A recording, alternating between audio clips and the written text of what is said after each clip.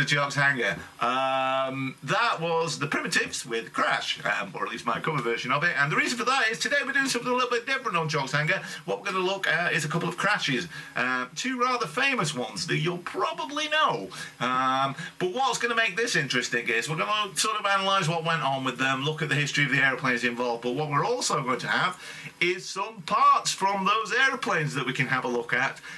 So if you're interested in how aircraft are constructed and all the kind of technical aspects of them and all that kind of thing, then this should be quite an interesting one for you, because it's not something that you very often get to see, those bits that are recovered from a crash. So I hope you're going to enjoy this one. It's a little bit different.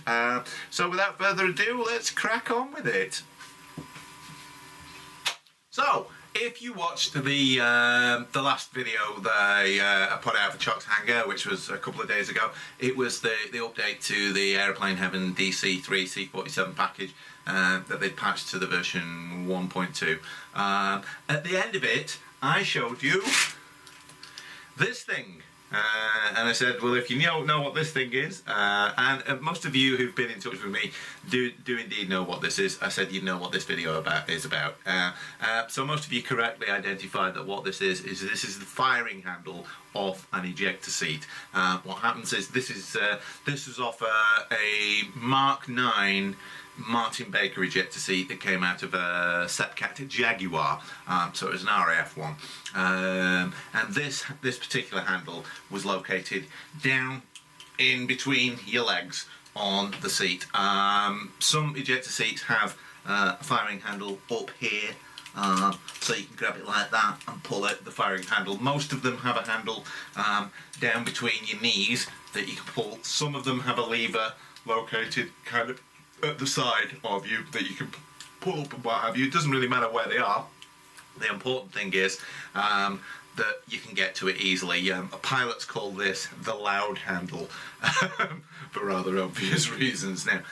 And you might recall that just recently this year there was a French guy who got a pleasure ride in a French fighter, and he wasn't really briefed very well and he was a bit nervous, and it pulled a couple of G when it not long after it took off. I think it pulled a couple of negative G, and he was nervous and he looked for something to grab in the cockpit, and unfortunately what he did was he grabbed the firing handle of the ejector seat, boom, got banged out. Now it didn't eject the pilot, so the pilot was actually able to land the plane. That happened fairly recently, so there's an interesting one. But I was quite surprised when that news report came, because these things, they do take a bit of pulling. Yeah, I'll see if I can demonstrate that. This part here, the sort of alloy coloured bit, not the red anodised part there. This part would be attached to the seat. If you look there, you can see the two screws that fit it. Yeah.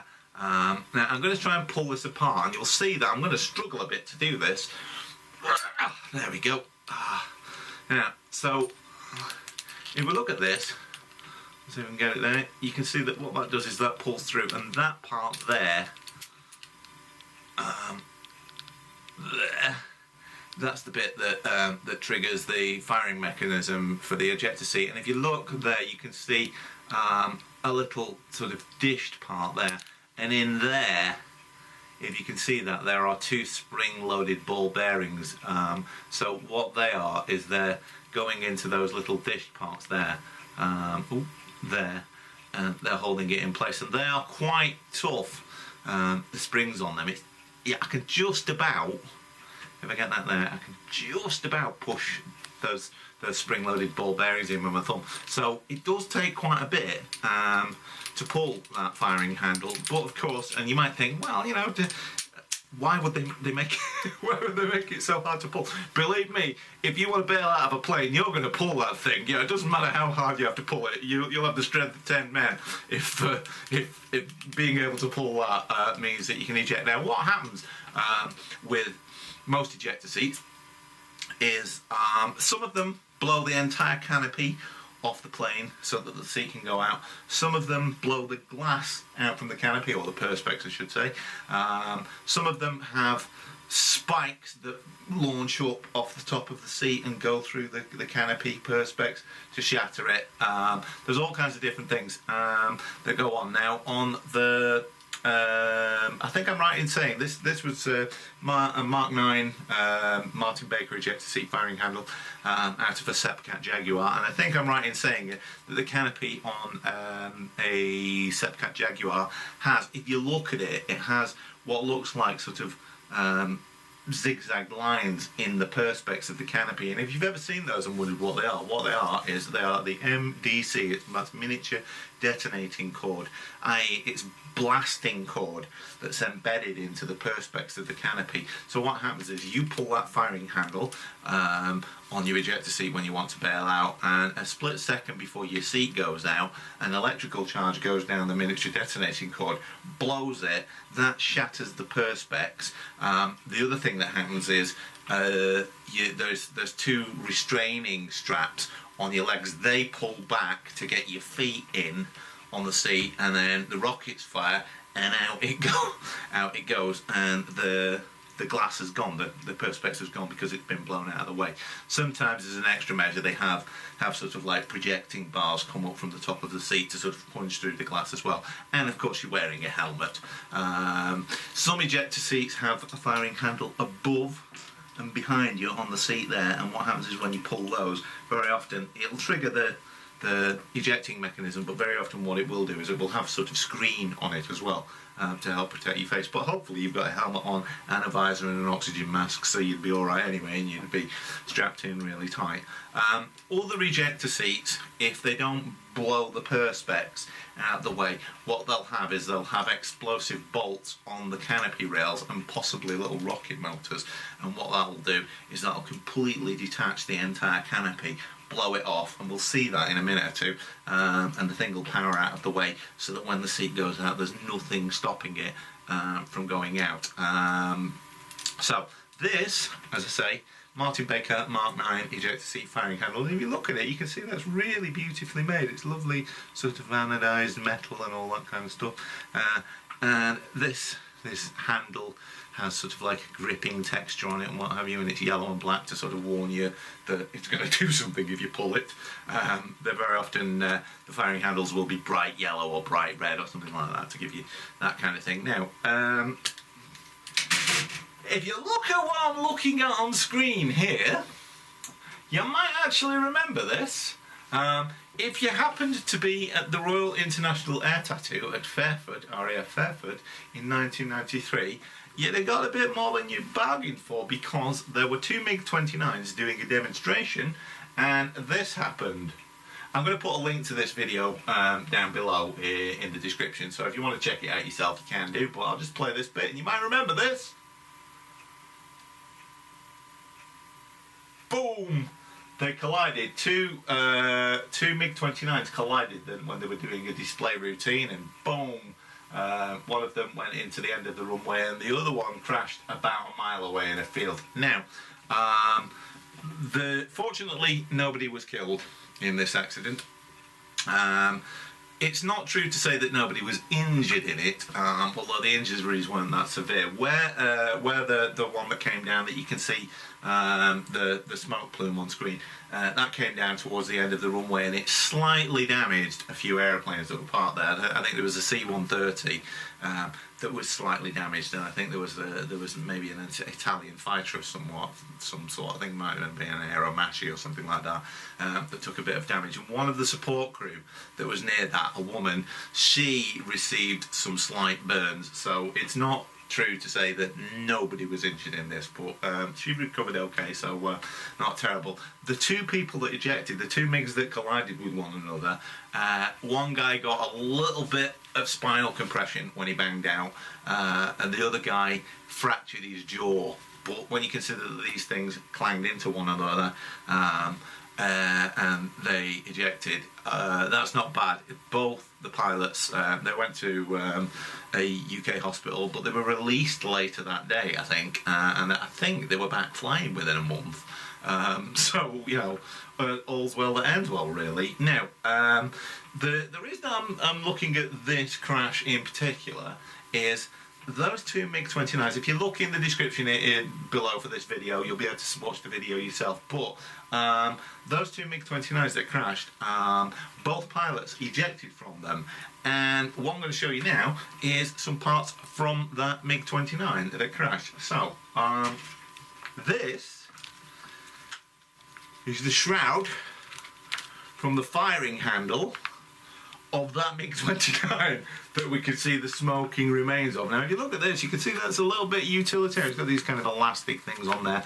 This part is leather, and that bit is the bit that attaches to the sort of firing mechanism down there. So the equivalent to that Martin Baker firing handle is this kind of thing. Yeah, there would be two red handles inside there that when the guy ejected from that MiG-29 he would have pulled them up and it would come out of that. So that's not actually the firing handle, it's the shroud that the firing handles sit in, and that is from that MiG-29 there. Now one of the things that you can notice about this, if you look at it, is that this is in no way as beautifully engineered as that Martin Baker stuff. It's a bit rough and ready in places. It's kind of a rough casting rather than being beautifully milled, but you know, that's Russian technology for you. It might be a bit rough around the edges, but you can see the proof of the fact that this thing worked and saved the guy's life. It's right there on screen.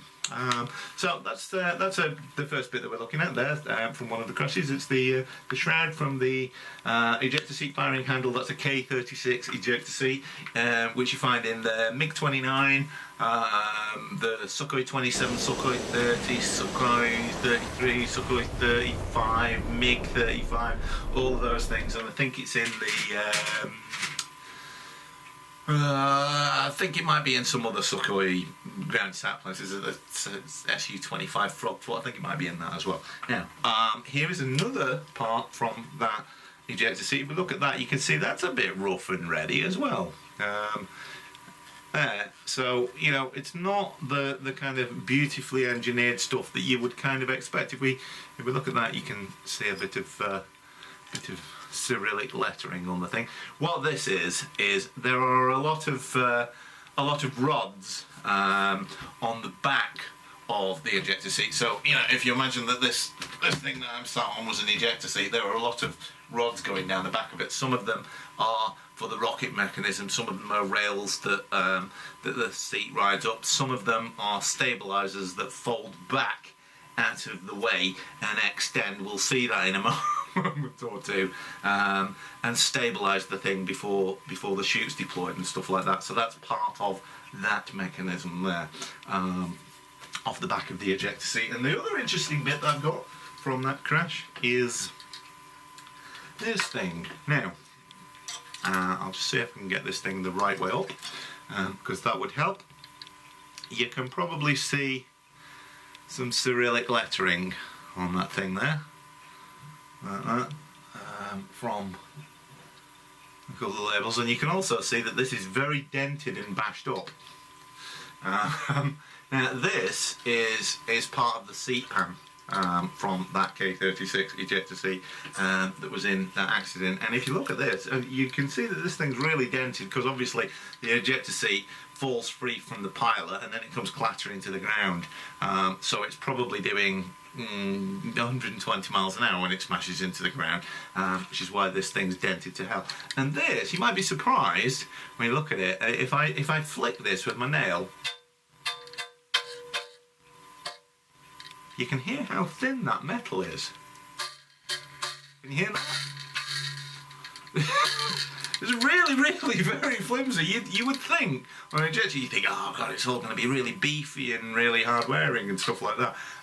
It's as tough as it needs to be and no more. You can see, if you actually look at that, you can see it's got a few sort of strengthening pressed channels into it, sort of X shapes and stuff like that to help keep it rigid, but it's in no way as tough as you might think. And you can see that in bending, what this has actually done is it's kind of cracked the paint off it, because the black paint is only sort of like just plasticky gloss type paint, nothing special about it or what have you. So a lot of it has cracked off.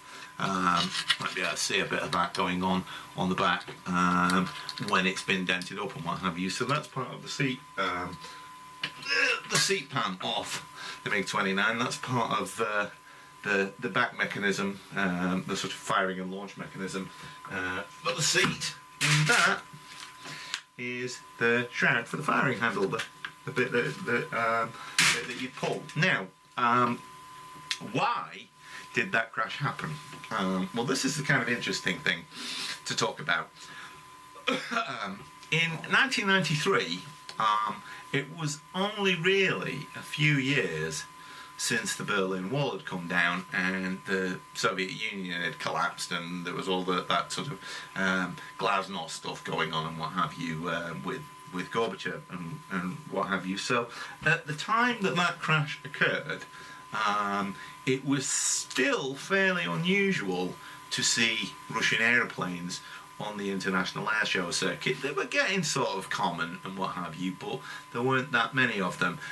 One of the things that sort of triggered that more than anything was that the East German Air Force had MiG-29s when the Berlin Wall was still up. But then, of course, when the Berlin Wall came down and there was the reunification of Germany, the East German Air Force and the West German Air Force merged. So what you had is you had an Air Force that had Western airplanes, F-4 Phantoms, but also had MiG-29s, and they all ended up being in the Luftwaffe.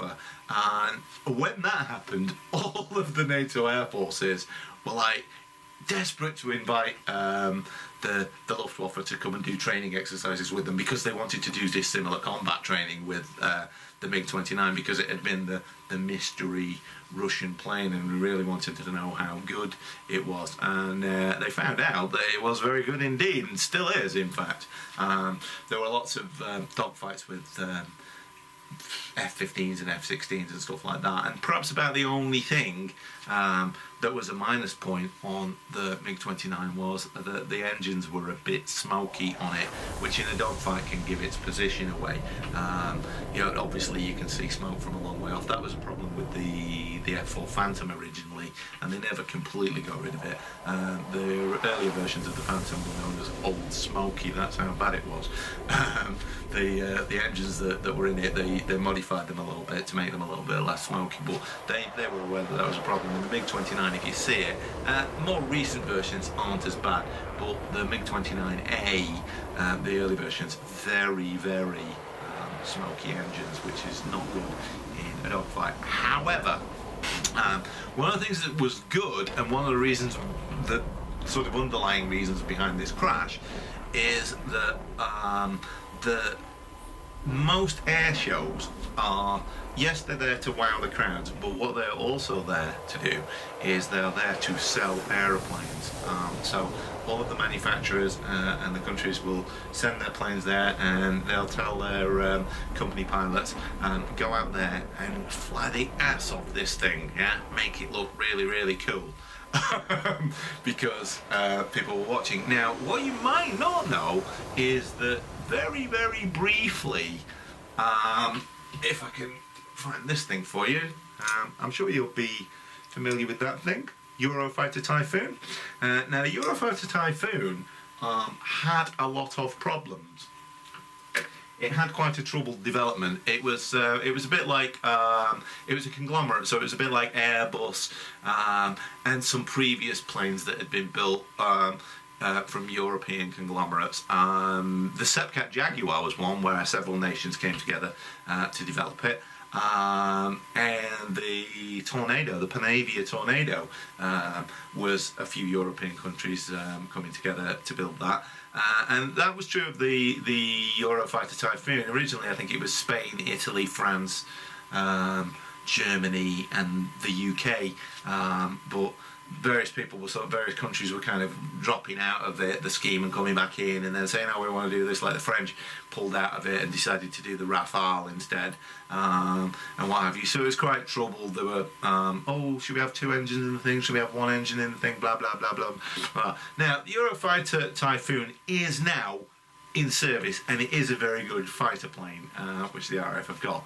But at the time when all that sort of turmoil was going on, it was very troubled, and the RAF were looking at other possibilities if the Eurofighter didn't end up getting completed. So they looked at a few other aircraft that were available at the time. They looked at the F-16 for one, which would have been a good choice. But another thing that they actually looked at was the MiG-29, believe it or not. Now, the only thing that they were sort of considering was, yeah, we'd prefer different engines in it, not the Tumansky engines that are in it. We'd prefer, you know, if you could fit some sort of Rolls-Royce engine in it or something like that. And obviously the avionics would change a little bit, so it would work with Western missiles. And they were also looking at the airframe life of the thing, but there were a few problems with that, so they ended up going with the Eurofighter. Now, at that time, both MiG and Sukhoi were very keen to get their aircraft at air shows and telling their company pilots to fly the ass off those things, and that was what was happening there at that air show. What happened was there were a pair of MiG-29s that did a routine, and then what was supposed to happen is one of them was supposed to land and the other one was supposed to do the solo routine, which it never got the chance to do because they both collided. What actually happened, if you watch the video, and as I say, I'll put a link below. If you watch the video, what you'll see is that it's quite an overcast day. I think there was a cloud base at about 3,000 or 4,000 feet, and what happened is they were supposed to do a loop, go over, come round and come out of the loop and pass one another really close. That's what they were supposed to do. What happened is they both went up into the loop, and as they went up into the loop, they went into the cloud base, so they couldn't see one another. So one guy got on the radio to the other one and went, "I've lost you, abandon the manoeuvre." They both came out, and he decided to move over to one side a little bit because he knew that he'd be coming out of the loop. And the other guy decided to move over to the side a little bit, and unfortunately they both picked the same direction. So when they came out, they thought they were going to miss one another, and they clipped, and you can see that on the collision. They didn't plough straight into one another. The wing and the tailplane basically takes the front end off the other one and what have you. This is rather unfortunate. The good thing about it was that by that point in air shows, because years before there'd been some bad crashes where they were doing displays over the crowd, subsequently they went, no, you can only do them along a flight line, sort of over the runway. You're not allowed to perform manoeuvres over the crowd. So if there were things like that, then hopefully no one would be killed. The worst one of those was, you probably remember it, there've been a few. There was a terrible one at the Reno Air Races actually, not so long ago, where a souped up Mustang went into the crowd. But the one that changed that ruling on air shows was at Ramstein in Germany. There was an aircraft that went out of control there before they'd put those flight line rules in. It went ploughing into the crowd and killed a lot of people. So that's one of the reasons why that wasn't a fatal accident, was that they were on a line well away from the crowd, and apart from sort of one woman who received some minor burns, that was out at the end of the runway and was with an Italian display team. There were very, very few injuries on the thing. Now, but to get back to why they were flying the ass off the thing, the MiG-29 at that time was still a little bit of a mystery to sort of Western analysts and what have you. It was a bit of a shock to NATO when it first showed up, and one of the reasons that it was a shock was because the pilots on the MiG-29 had a helmet mounted sight. So they've got a helmet with a little reticule on it and what have you. Now, it was quite heavy and a bit cumbersome and what have you, but what it would enable you to do in your MiG-29 is it would enable you to visually acquire stuff and send that signal to your missiles to lock people up. Yeah? So instead of traditionally doing this sort of thing, where there's your plane and there's another one behind it, and you look through the head-up display and you have a little lock-up box appearing on the head-up display, what the MiG-29 was able to do is it could be off to the side, and the pilot, because he had that little reticule, could look off to the side and click a button on his joystick, and that would do a missile lock on the thing. And then all he had to do was get his aeroplane pointing at that other plane, and he could fire because the missile was already locked up. Now, what a lot of Western analysts said was that, yeah, in theory that's a good idea, but you've still got to be able to point your aeroplane at the other plane in order to be able to launch that missile. So they went, yeah, it's all very well being able to look at something and go lock that target up, but you need your plane to actually point so that the missiles, when you're pointing, the missiles actually whoosh off the rails and go the direction that the plane's pointing. So they're going, yeah, it's not as good as they're claiming. However, they were in for a bit of a shock, because you probably know this, what the MiG-29 and the Sukhoi 27 and subsequently the Sukhoi 30 and 33 could do was they could do something called the Cobra maneuver, and you've probably seen displays of that. And what that is the aeroplane rears up like this, even though it's flying like that. So it does that and flies towards you like that. Now, what that meant was, in combat, in a turn, there's your pilot, he looks off to the side, he gets a missile lock, he puts it into a turn, but then what he can do is he can pull the thing round to a really, really high angle attack, shoot his missiles, and there you go. And that is why they were flying the ass off those MiGs at the air shows, and that's why they were doing that Cobra maneuver, because people were saying, oh, it hasn't got much use in combat. Yes, it has. Now, that's not the only use that it has. The other use that it has is, if you imagine this thing's flying along and then you can rear that thing up, the entire thing becomes kind of like an air brake. Most jet fighters have got an air brake that pops up on them to slow things down. This thing, because it can go really, really high on an angle of attack, could use the entire body of the plane as an air brake. Now that is a technique that these things use. You probably recognise that. That's an AV-8B if you're an American, or a Harrier if you're a Brit. And the Harrier has a swivelling nozzle on the bottom. The nozzle swivels back so that it can work as normal thrust, and then it swivels down so that the thing can do a vertical takeoff. But what you could also do with the Harrier was you could swivel the thrust nozzle forward a lot, and then what that would do is that would brake the thing really, really quickly. So if it was being chased by another plane, you could swivel the nozzle fully forward, the thing had come to a screeching halt in the air, and the plane that was chasing you would go in front of you, and then you could go missile lock, whoosh, and shoot the thing down. Harrier pilots used to call that vectoring in forward flight, VIFing. And effectively, the MiG-29 could do the same thing by doing that. Normally, most aeroplanes, what they have, and the MiG-29 is no different, what it had was it had an angle of attack limiter. It would warn the pilots if they were getting too steep when they were flying, but what you could do is you could disable that so that the thing could go right up to really, really high angles of attack. And that was what scared Western analysts about the MiG-29, and still does, in fact. It's a very, very good aeroplane, and the Sukhoi 27 and more so the Sukhoi 30 and 33 that have got the little canards on the front, even more manoeuvrable and what have you, they are well able to get to high angle of attacks. So the really important thing with combat planes is, in a dogfight, is you've got to be able to point them, and the more you can point them, the better they are. And now what we're seeing with jet planes is we're seeing it where you can actually vector the nozzles on the back, and they're all capable of doing really high angle of attack. So you won't look at things like the F-35 and stuff like that.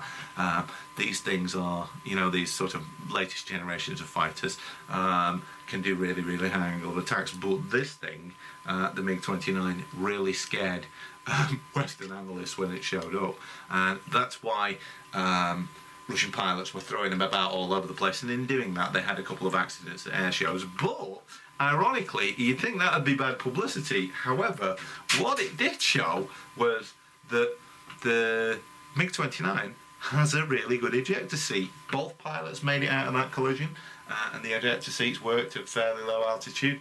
And another MiG-29 went out of control at another air show at really low altitude, and the guy banged out at an altitude that most people thought he wouldn't have made it, and the ejector seat came out and got him high enough up, and then the canopy inflated. It was actually, the canopy was helped a little bit in inflating by the actual explosion of the plane hitting the ground. That's how low it was, but it would have opened anyway, and that was another one. So the MiG-29 and other stuff like the Sukhois and what have you have a really good ejector seat. The K-36 is a really great ejector seat, despite the fact that the bits of it look a little bit utilitarian. I mean, leather, you know, like you don't really see sort of like leather being used on things, and as I say, the castings are a little bit rough, but you know, the AK-47 is a bit rough as well, but it works.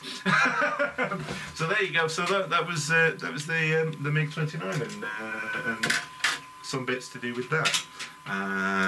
Now, just before we finish that, what I will tell you about not the MiG-29, but we've kind of gone on the subject. The Sukhoi Su-30, which has the same ejector seat as the MiG-29.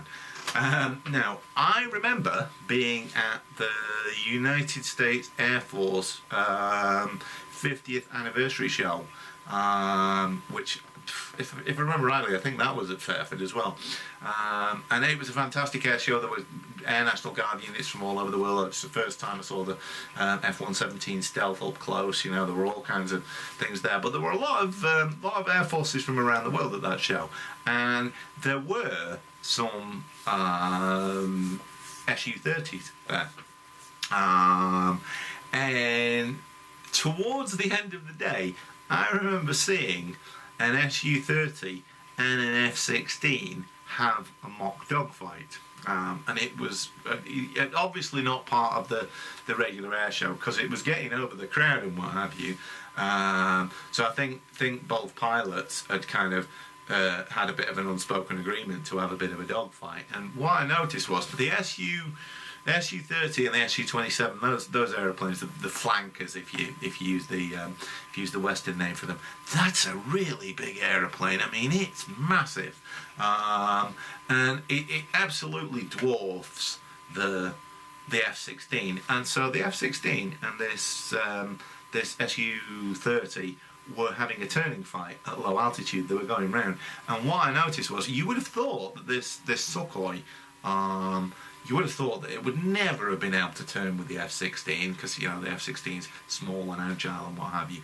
But it was actually turning with the F-16. But what I noticed about it was that the F-16, in order to maintain that turn, had to have its afterburner on, because it was sort of flying a little bit ballistically with the nose up. The Su-30, because it had canards on the front, even though it's really big, it was managing to stay in the turn with the F-16 without using afterburners. Now, neither of them could get on each other's tail, so they were both going round and round and round, but it was obvious that the Sukhoi would have won in a dogfight, because at low altitude, with your afterburner on, your fuel's going to be gone in about 5 minutes. So if that would have been a real dogfight, all the Sukhoi pilot would have had to have done is just stayed in the circle until the F-16 pilot either decided that he wanted to go home, in which case, you know, he'd have broke out of the circle, tried to fly away, and then it would have been an easy thing for the Sukhoi pilot to get behind him and missile on there. Or if he stayed in the circle turning round, eventually he'd run out of fuel and have to pull his ejector seat firing handle. Oh, sorry, on an F-16 it'd be handles at the side. So that is an indication of what those MiG-29s and Sukhois could do with that ability to go to a high angle of attack, and it's why the West were so alarmed by them, but it's also why the Russians were trying to sell them to everyone so that they were flying their asses off at air shows. And of course the downside of that is you very occasionally got collisions there, but nobody killed them. So it's kind of an interesting tale. Now on to another one. Hope you enjoyed that. So the other one that we're going to look at is one from a few years earlier. So now we're going back to 1940, the Battle of Britain. Doesn't really matter whether you know much about the Battle of Britain. One thing you will know is Spitfires, Messerschmitts, Heinkels, Stukas, all this kind of thing, dogfighting over the English Channel and the southern part of England and what have you, as well as coming across the North Sea and attacking the sort of east coast of the UK, and then at night bombing some of the major cities and what have you, including the town where I live, Stockport. Now, one of the things so there were a lot of planes shot down in the Battle of Britain on both sides, and a lot of guys killed. But interestingly, this plane that we're talking about here, nobody killed in this incident either. So don't worry, this isn't one of those sort of like really sad tales. There are some sad aspects to it, but nobody was killed in this incident. Now, one of the things that you've got to be really careful about when you are looking at sort of historical incidents is that very often the reports of them are sort of like not always as true as they could be. You know, sometimes there's a bit of propaganda in there as well. And so you've got to be a little bit careful about what actually goes on in terms of the fact reporting and stuff like that. But I've done a lot of research on this incident, and I'm only going to go with the actual facts that I know are true on it. So you might have read this book, and if you haven't, I can recommend it. This is Richard Hillary, The Last Enemy. Now, Richard Hillary was, to be perfectly honest, he was a bit of a toff. And, you know, like a lot of sort of RAF fighter pilots that were in the Battle of Britain, quite privileged and what have you, yeah. Became a bit more sort of like balanced a little bit later on in the war when they needed to worry about being able to recruit people when all the sort of posh people had died. So he was kind of privileged, but you know, because he was very well educated, he was a good writer, and like a lot of the pilots that were in the Battle of Britain, a lot of them were in the Volunteer Reserve. Now, what the Volunteer Reserve was effectively a bit like the Air Training Corps. So what you that you have today, I was in the Air Training Corps, cadets, if you will, where you're not actually in the forces, but they still teach you how to fly planes and stuff like that. And Richard Hillary was in a university air squadron. Most of the UK universities had an air squadron where you could join it as a cadet, and on the weekends and stuff like that, they'd teach you how to fly Tiger Moths and stuff like that. And in return for that, you would be part of the Volunteer Reserve. So it was a posh person's flying club, really. And you could understand why young men wanted to join it if they were at university, because it meant that they got to fly on a weekend for nothing, you know. And you think you're going to live forever when you're that age, so, you know, you don't think it's going to be dangerous at all. So you sign up for it. So a lot of young men like Richard Hillary signed up for that kind of thing, and ended up in the Volunteer Reserve. But, of course, then the Second World War was declared, and it became very real for them. But, you know, a lot of young men they'd get called up, or they'd volunteer. They'd go, yeah, right, well, you know, I'll join the RAF, and that was true of Richard Hillary. Now, unfortunately, it wasn't very long before Richard Hillary was shot down, and he was quite badly burned when he was shot down. What happened was, and this is an unfortunate thing about the Spitfire. Like a lot of World War II aeroplanes, but the Spitfire in particular, it had fuel tanks in front of the cockpit. So if some incendiary rounds hit the fuel tank, the flames would burn back into the cockpit, and that's what happened to his Spitfire. It was shot up, it set on fire, and then he couldn't get the canopy open for a few seconds, and so he got burnt up a little bit before he was able to make it out. And then when he actually bailed out, his plane was off the east coast of the UK, and he came down in the water, and he was in the water for 3 hours before the Margate lifeboat went out for him. Now, that's not the plane that we're talking about in the crash. What we are talking about here is we are talking about a plane from the same squadron that his friend was flying in the same battle, which was also shot down. Now, because of the injuries that Richard Hillary received when his plane was shot down, that gave him a lot of time recuperating. This is an interesting book to read, but there's another interesting book to read if you're into all that kind of stuff, which is this one by Sir Archibald Mackindoe. And you may or may not have heard of this guy, but this is a book called Faces from the Fire. Archibald Mackindoe was one of the pioneers of plastic surgery.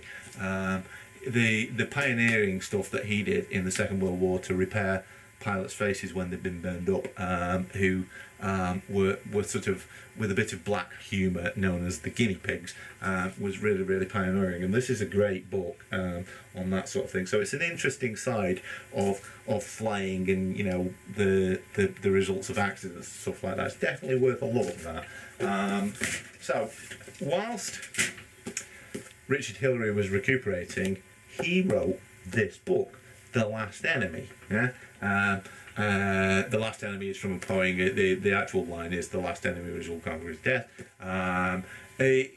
But what you've got to be careful of with books like this, particularly when you consider that this book was published in the Middle War years, before it was certain that the Allies were going to win the Second World War. And it was actually published before the US had entered World War II. It was being written in late 1940 and early 1941. So part of the aim of this book was to gain a bit of sympathy in the US, of like, oh, the old country, Britain's in trouble, we're fighting the Nazis, come on, join us, and all this kind of stuff. And a lot of people in the US didn't approve of that idea. They were like, yeah, it's Europe's war and what have you, but of course their hand was forced by the Japanese Japanese attacking Pearl Harbor. But there's a lot of that going on in this book, and some of the stuff in this book is completely not true. So I'm just going to tell you that. The vast majority of it is actually true and is actually what happened, but there are one or two incidents in it that are not true. And because it was being written by a serving officer and was going to be published during a war, the censors got hold of it, and there's some fairly heavy editing gone on in it, and he's been told to put some stories in it to ramp up the sympathy for the American market. So there's a bit at the end of this book where he's claimed to be walking down a street, and he rescues a woman from a bombed out house very heroically, and it is just a completely fabricated story, intended to make, you know, the Nazis look even worse than they were, and all the Brits to look like heroes and stuff like that. So you have to kind of read between the lines a little bit with this book. But there is a famous incident, which I'm getting to, that is in this book that is absolutely true. So if you're into all this kind of stuff and you do read this book, what I will also recommend is this book, which is a biography of Richard Hillary by a guy called David Ross. Yeah. So there you go, David Ross. You can see that there. Now that is an interesting book because it kind of picks through a lot of the myths, so that if you read this book, you know which bits are true and which bits aren't true. Like I say, the vast majority of it is true, and nobody can take away from, you know, the fact that he might have been a bit toffee-nosed and what have you, and a bit privileged, but, you know, it still takes guts to get in a Spitfire. And you have to bear in mind that Richard Hillary was killed in the Second World War. He recovered from, or at least partially recovered from, the burns that he received when his Spitfire was shot down, and he actually got back in planes and was flying again and was killed in them. Perhaps against his better judgment. He wasn't really particularly in good shape to do it, but it was a propaganda thing, so they got him back in the planes, and unfortunately he was killed, you know what I mean? So it doesn't matter if you think, oh, toffee-nosed and, you know, overprivileged and what have you. You can't take away from the guy's guts for doing that sort of thing. Yeah. One of the incidents that's in that book is related to the bits that I'm going to show you of aeroplanes. So, Richard Hillary was in 603 City of Edinburgh Squadron, and they were, in the early part of the Second World War, stationed at Drem in Scotland, so they weren't really exactly bearing the brunt of things. There were probing raids flown across the North Sea, so it's not like, you know, they didn't have to scramble and go and find sort of German fighters and German bombers and stuff like that, but they weren't initially down south where the main sort of Battle of Britain was, and they weren't really involved in the Battle of France too much because that was mostly Hurricanes and not Spitfire squadrons. However, you know, there were some planes shot down off the coast of Scotland. A guy that I knew, Wing Commander Jimmy J, flew Spitfires in the Second World War, and he shot down a Junkers 88 that had come over the North Sea. So, you know, it's not like, you know, that sort of stuff didn't go on. It absolutely did. But Richard Hillary Squadron, 603 City of Edinburgh, were initially stationed at Drem, and there were a couple of other sort of well-known pilots that were in that squadron. One was called Peter Pease, and another one was Colin Pinkney. Now, Colin Pinkney and Peter Pease and Richard Hillary, they were all friends. They were all in 603 City of Edinburgh Squadron at Drem. But then, as the Battle of Britain sort of started increasing in intensity and what have you, 603 Squadron moved south down to sort of 11 and 12 sectors. To sort of meet the oncoming raids and what have you. And what happened is, one day they were scrambling and they went up against a massively superior force against them, and Richard Hillary's Spitfire was shot up and it set on fire. He was you know, struggling to get out. What have you? Finally managed to get the canopy open and parachuted out, ended up in the sea. The Margate lifeboat picked him up after about 3 hours floating around in the sea. He'd had a lot of skin burned off his hands, and his face was quite badly scarred from the experience as well. Unfortunately, one of the, as I say, you know, Spitfires, the petrol tank was behind the dashboard, if you like, so, you know, the flames would be coming through that. He was quite lucky in one respect, because what a lot of RAF pilots at that time would do is their Mae West life jackets. I'm sure you've seen those in sort of war movies like the Battle of Britain movie and stuff like that. They look yellow. Yeah, they actually weren't yellow. They were white when they were issued. The reason they look yellow is the yellow dope, the sort of cellulose dope that was used to paint the training planes. You've probably seen Tiger Moths painted in yellow. What people would do, what the pilots would do, is they think, yeah, it's not really going to stand out very much in the water, I'm going to paint mine yellow. So they'd get this aircraft dope and they'd paint their Mae West jackets yellow. Yeah? Seems like a good idea, apart from the fact that that dope that they painted with is massively flammable. So what they were doing is they were painting flammable stuff on their outfit. And if you think about it, Richard Hiller is quite lucky that didn't burn his life jacket away, because if you read his account of when he was shot down, his life jacket did actually work. His Mae West life jacket did actually work, and it inflated him and it kept him afloat for 3 hours until he was rescued by the Margate lifeboat. Now, on that day where he was shot down, one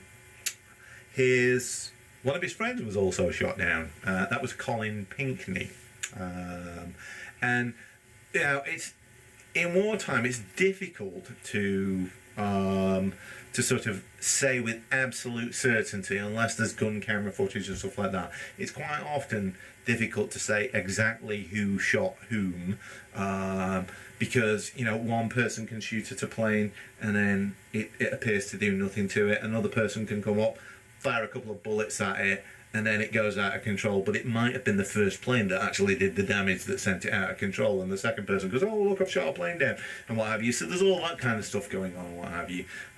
And most people in a dogfight, yes, all right, they are trying to shoot down planes, and you know, in the grand scheme of things, they do kind of want those signs on the side of the plane showing how many kills they've got. But you know, their primary concern in a fight is not to be killed. So you know, they're not worrying too much about, oh, I wonder if I got him and all this kind of stuff. It's like, yeah, I wonder if there's someone trying to get me. You know, that's the real thing that you're concerned about, and what have you. And of course, a lot of people that get shot down never even saw the person that shot them down, because that's kind of the objective of trying to shoot things down. It's not, you're not trying to sort of indulge in some nightly duel where they get to take a few pot shots at you and you get to take a few pot shots at them. Now you try and sneak up on people and shoot them up the ass so they don't got a chance. Not very chivalrous, but that's the reality of it. But as far as can be determined, there's a guy called I think it's Hans Friedrich Jopiens, who was a German pilot. He was killed in the Second World War as well in about 1943, I think.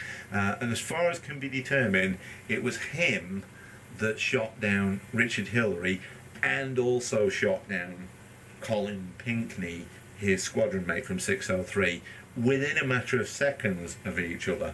Now what actually happens, but you know, like a few seconds, a plane can fly a long way in that amount of time. Now what happened is Hillary's Spitfire went out of control, and he bailed out of it, and he was out over the east coast and came down in the water.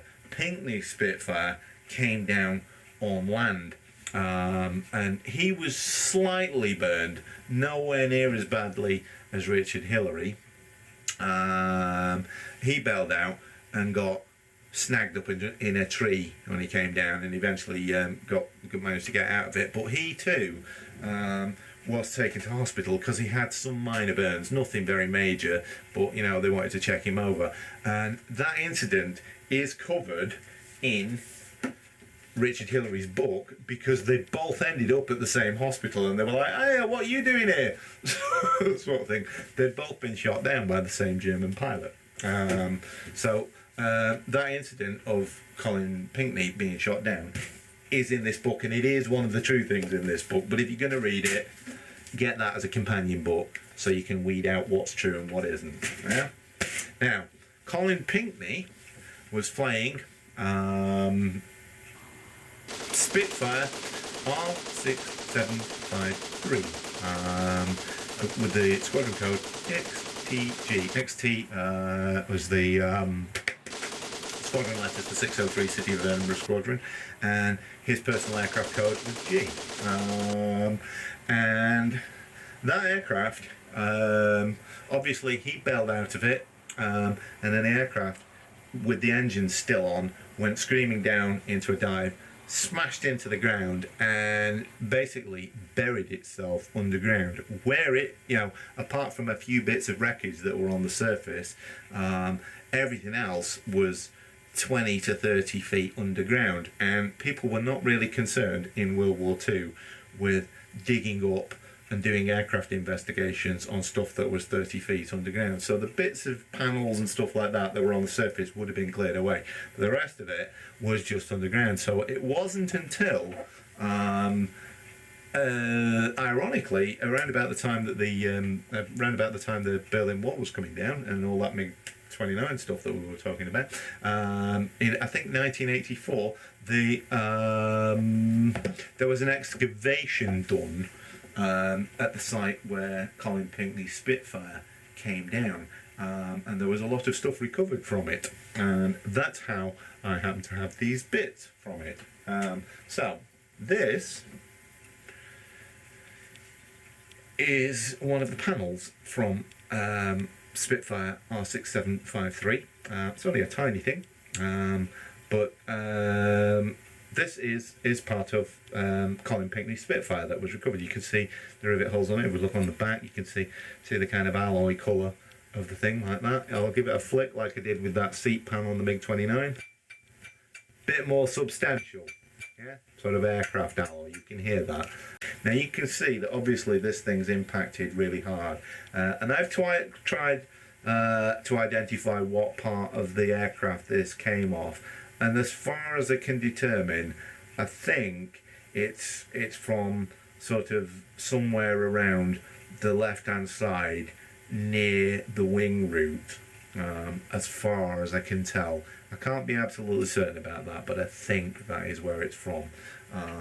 Could be wrong about that, but that's part of the panelling. Now, and it's interesting in that this thing was buried until 1984, so it's actually, you know, not faded in the sunlight. It was preserved pretty well in the clay, so you can see the kind of green colour that a 1940 Spitfire was, because that's the original green colour that it is, and it is actually quite dark. So it's kind of interesting to see that.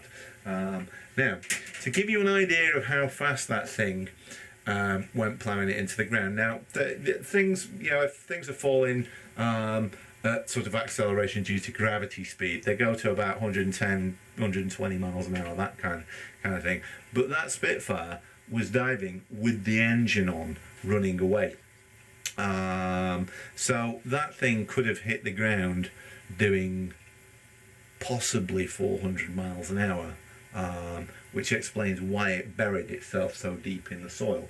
Now, if an engine ploughs it into the ground at 400 miles an hour and it's a 1,000 horsepower engine, that's going to explode and blow the engine to pieces and what have you as it drills into the ground. And that's actually what happened with that aircraft. So what I've got here is a few other bits from the aircraft. So what I've got there is that's an aircraft fitting from it. Now you can see Spitfire R6753 was quite an early Spitfire. If you look up the records of it, it was actually one of the early ones, and the early ones before the Northfield organisation started building them at Castle Bromwich, the early ones were actually built at Supermarine works, and they were really beautifully crafted. So these are parts from one of the early ones, and you can see how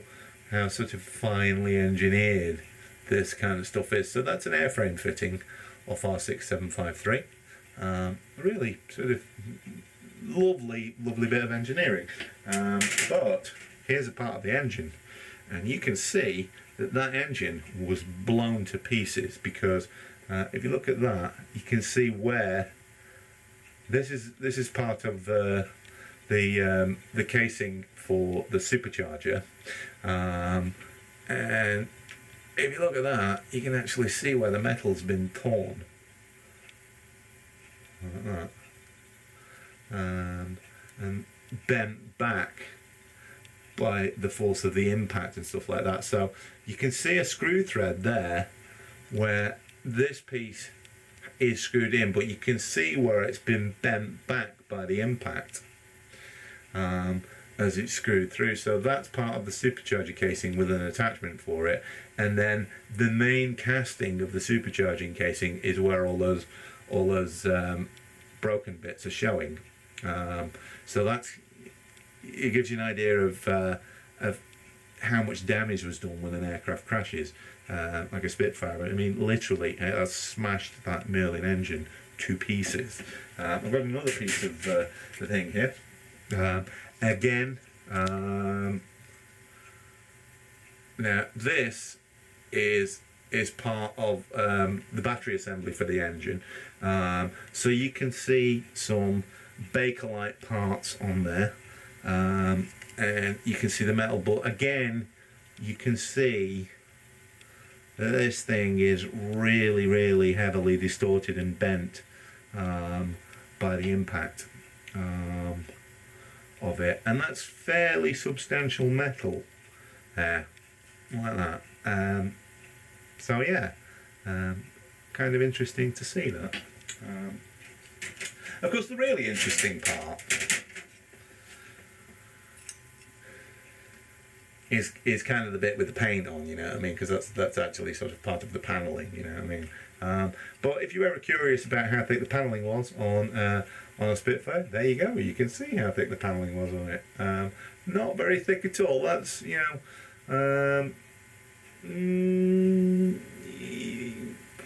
let me guess, maybe a millimetre, maybe something like that. Not very thick at all. But there you go. So the wreckage of a Spitfire.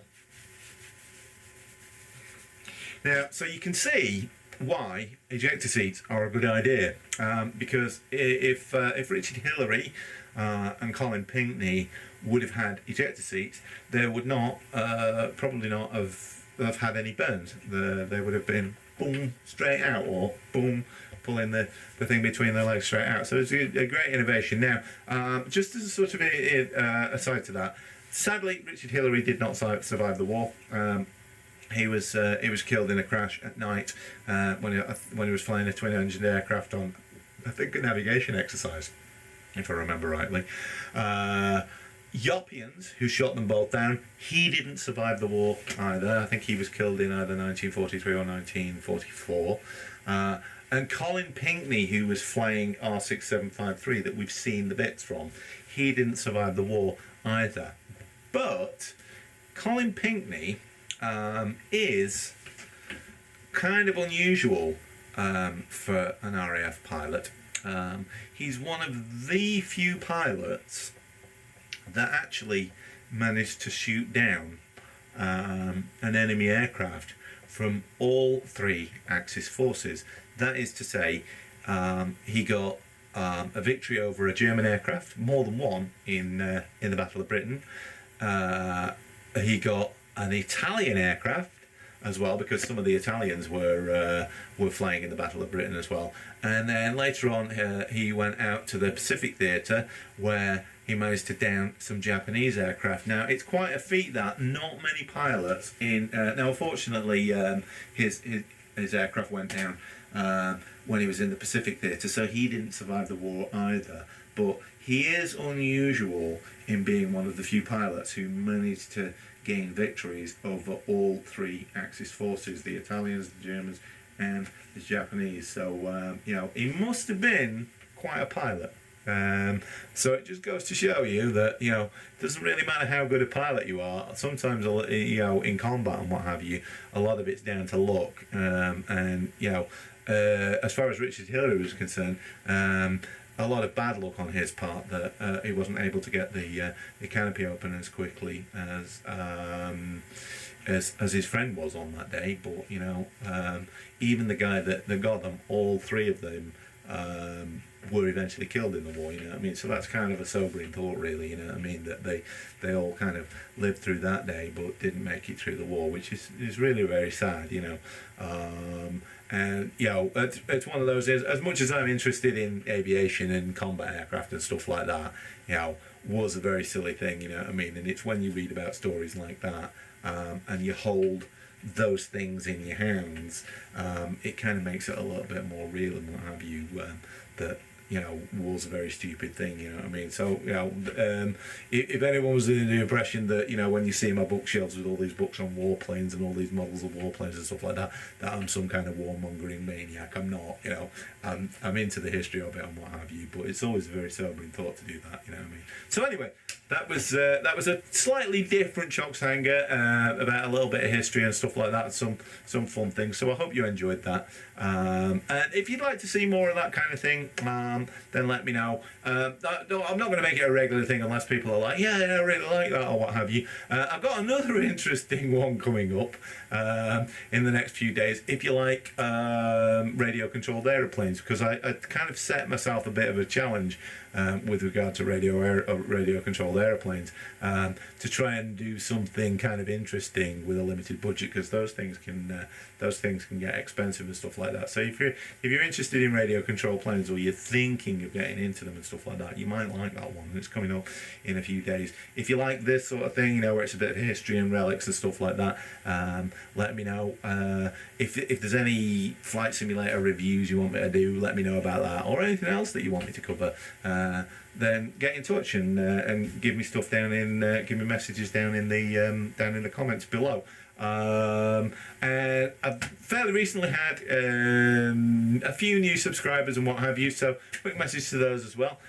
Thank you for subscribing, and if you're not subscribed to this channel and you like this sort of thing, then click that subscribe button, and if you hit the notification thing as well, what will happen is when you subscribe, when a new video gets uploaded by me, you'll get a notification that that's going on. So if you like that kind of stuff, give me a subscribe, because it helps the channel.